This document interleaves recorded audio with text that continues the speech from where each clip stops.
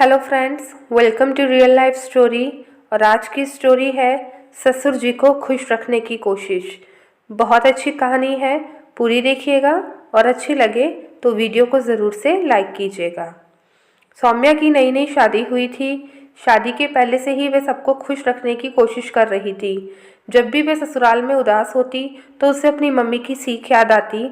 जब सौम्या विदा होकर ससुराल आ रही थी तो उसकी मम्मी ने उसे समझाया था, बेटी ये पल हर लड़की की ज़िंदगी में आता है। तुम तुम्हारे ससुराल वालों के लिए नहीं हो और वह तुम्हारे लिए।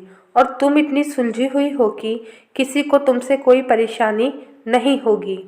ये सोचकर सौम्या फिर से सबके साथ घुलने मिलने की पूरी कोशिश करती है। लेकिन कभी पति उसमें कोई बुराई निकाल देते तो कभी ननद अपनी बड़ाई करते हुए सौम्या का दिल दुखा देती और कभी ससुर उसके बनाए हुए खाने को बुरा कह देते। इन सब से हमेशा हंसने वाली सौम्या उदास रहने लगी। सौम्या की सास बहुत सुलझी हुई थी। वह उसकी परेशानी समझ रही थी। लेकिन उन्होंने सौम्या के पास जाकर पूछा, सौम्या क्या हुआ? जब तुम शादी करके आई थी तब तो तुम ऐसी नहीं थी।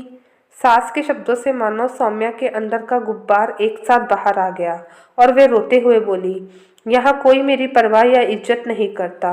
मैंने सबको खुश रखने की पूरी कोशिश की, लेकिन कोई भी मुझसे खुश नहीं है। सब मुझ में बुराई ढूंढते रहते हैं। ससुर जी भी मुझसे नाराज़ ही रहते हैं। मैं उन्हें कैसे खुश रखूं?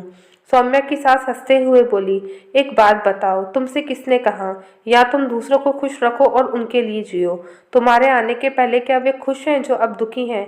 वे पहले भी ऐसे थे और अब भी ऐसे ही हैं। अंतर बस इतना है कि तुम उन्हें अपने आप से ज़्यादा महत्व दे रही हो और सम्मान नहीं मिलने पर दुखी हो रही हो।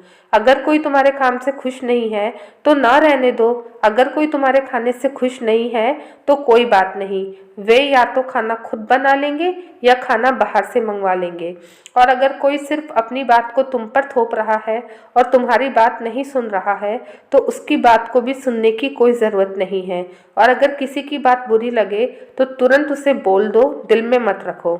बहू, जब मैं शादी करके आई थी तो मेरी भी हालत तुम्हारी जैसी हो गई थी, लेकिन मैंने हिम्मत रखी और सब काम अपने तरीके से किए। सबको खुश करने के चक्कर में अपने आप को पूरी तरह से मत भुला दो। अपनी तरफ से अच्छा करो, बाकी मानना या न मानना दूसरों की मर्जी। अगर वे तुम्हें दिल से अपनाएंगे तो तुम्हारी कमियों को नज़रअंदाज कर देंगे, नहीं तो लोग तो भगवान में भी गलतियां निकाल देते हैं। ये सुनकर रोती हुई सौम्या खिलखिलाकर हंसती और बोली, सासू माँ, आप तो सुपर से भी ऊपर हो। उसकी सास हंसी और बोली, हर सासू माँ बुरी नहीं होती। जो कुछ भी मैंने बुरा सहा, बस वह आने वाली पीढ़ी को नहीं सहने दूंगी। अगर यही सोच हर परिवार की हो तो रिश्ते फूल की तरह महकेंगे। और इतना कहकर सासू माँ ने सौम्या को गले से लगा लिया। तो दोस्तों बताइएगा, आपको ये स्टोरी कैसी लगी? अच्छी लगी हो तो वीडियो को ज़रूर से लाइक कर दीजिएगा और अपना अच्छे से ख्याल रखिएगा।